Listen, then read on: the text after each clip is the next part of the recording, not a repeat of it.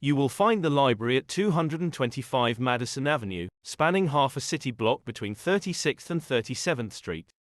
The facility is actually a complex of buildings, with different styles and periods of construction. The main entrance is located on Madison Avenue, right between 36th and 37th Street. This section is the newest part of the campus, completed in 2006. It is a contemporary space, with high ceilings. Just inside, there is an information desk and the ticket counter. There is also a complimentary coat and bag check area. Tickets are $25 and can be purchased at the entrance. Children under 12 are free. Past the ticket counter, you'll find a bell from J.P. Morgan's yacht, named the Corsair. It is in front of a wall, dedicated to the founders and benefactors of the library. From there, we enter into the soaring central court, complete with a large cafe. Designed by Pritzker Prize-winning architect Renzo Piano, this atrium connects the three historical buildings of the campus, and serves as a gathering place for visitors, in the spirit of an Italian piazza. The piazza is called the Gilbert Court, named after S. Parker Gilbert, a past president of the Morgan's Board of Trustees, who championed the expansion of the museum's campus. The expansion also added a new restaurant, a shop, a new reading room, collections storage, and increased exhibition space by more than 50%. Passing through the Gilbert Court, the entrance to the original library is through a doorway at the far corner. You'll see the J. Pierpont Morgan Library sign, and pass by a beautiful crafted bronze doorway. In the small entranceway, you are greeted with a few art pieces, including an ornate wooden chest, and an original Andrea della Robbia terracotta relief, depicting the Virgin Mary, adoring the Christ child. Turning to the right, we walk into the West Room, which was the personal study of Pierpont Morgan. Like many members of his social class, he collected art for himself, and on behalf of the museums he supported. When his collection of rare books and manuscripts grew beyond the space available to store it, he commissioned this library, which included this spacious and richly appointed study. In this private space, far uptown from his Wall Street office, and adjacent to his home, he could meet with business colleagues, art dealers, and museum directors. The study is filled not only with volumes of precious literature, but is also adorned with numerous pieces of artwork, including a painting by Marco Bello, a relief by Antonio Rossellino, and unique items like these elaborate salt cellars, produced in the mid-16th century in France. Above the fireplace hangs a portrait of Pierpont Morgan himself, the founder of this library, and one of the world's most prominent bankers. In the corner of the room, left of the fireplace, you will find the West Room vault. This secure chamber was designed for Morgan to house works of particular value. Its walls are lined with solid steel, and the heavy door is secured by a combination lock. For many years, Morgan stored his invaluable, medieval and Renaissance manuscript collection here.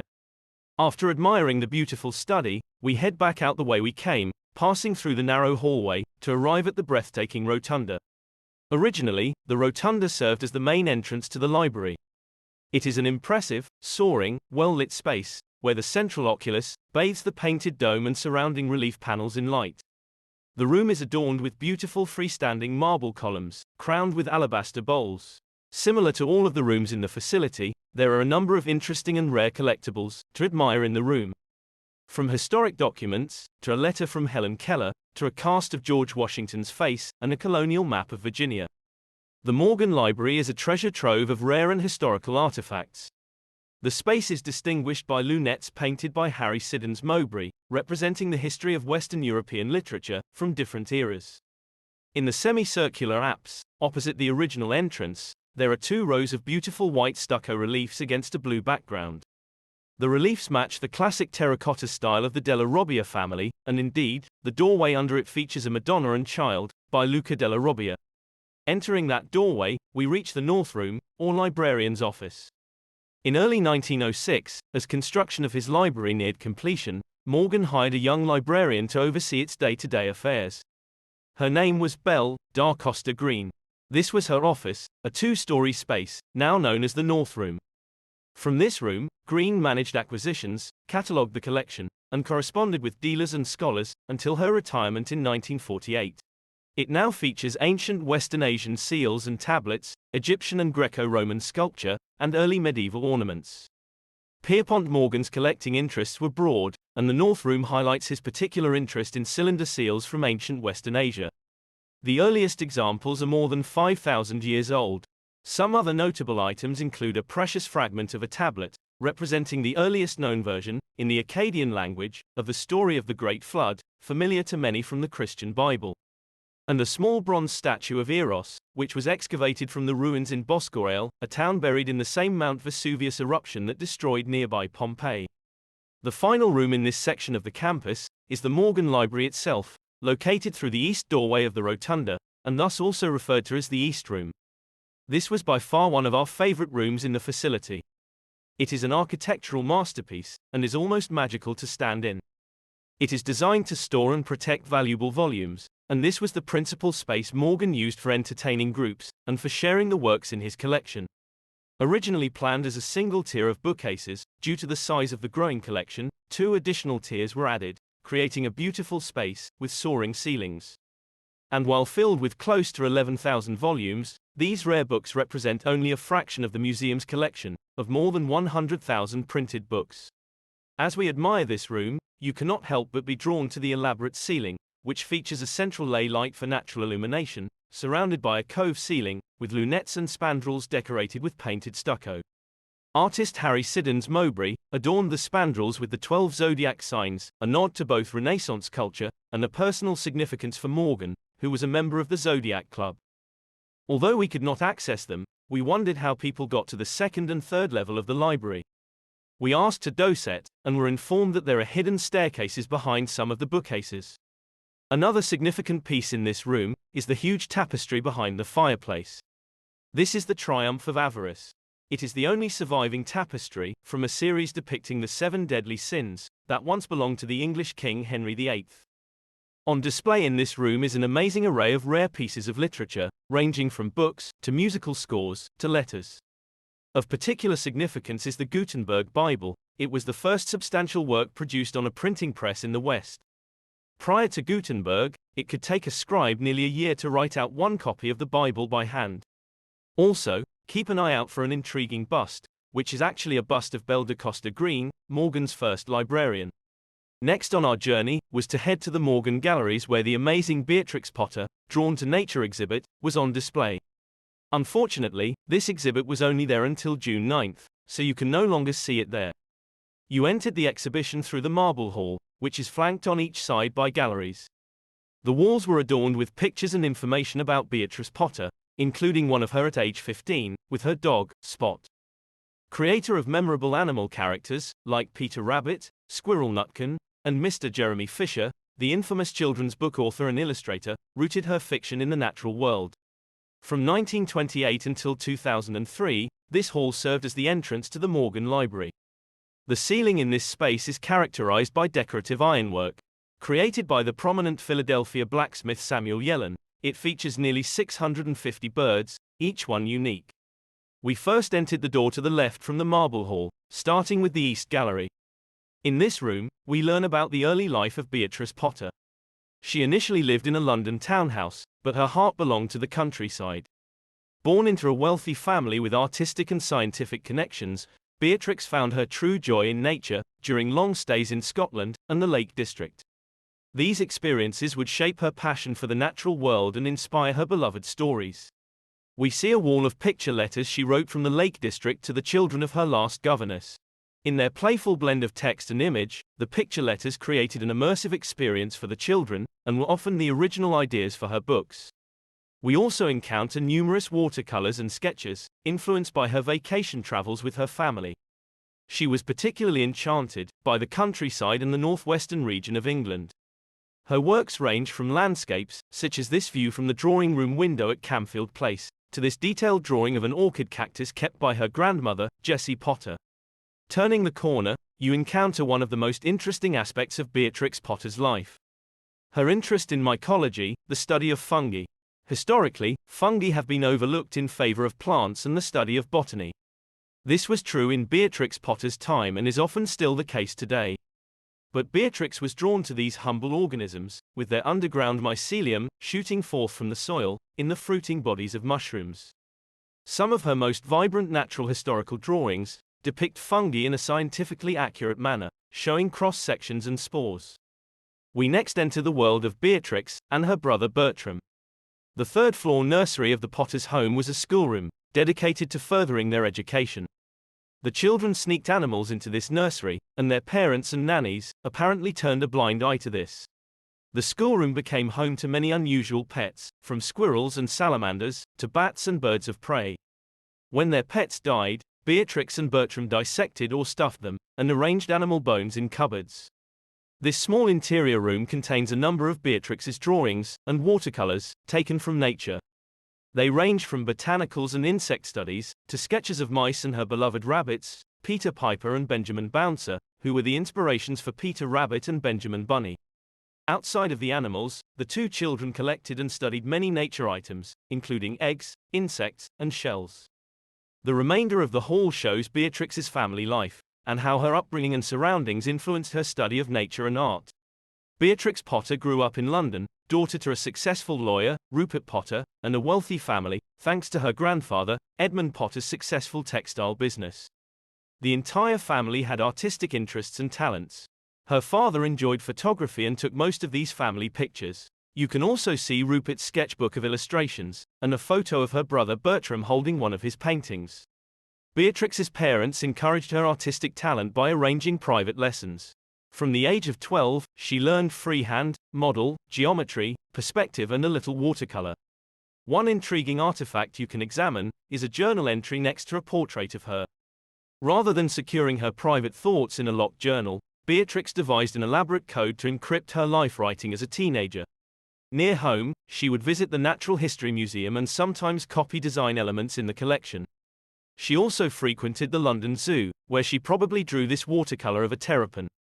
The Beatrix Potter exhibition continued, across the Marble Hall, in the West Gallery. Here, the exhibit shows the evolution of Potter's storytelling, which evolved from her illustrated letters to children, in her circle of friends and family. In fact, you can find a page of a letter on display, that was the origin of her most famous character, Peter Rabbit. The tale of Peter Rabbit originated as one of her memorable picture letters to Noel Moore, the son of her former governess Annie. With some encouragement from a friend, she transformed this private letter into one of the world's best-known children's books. And who could forget the tale of Squirrel Nutkin, who teases Old Brown, a noble owl.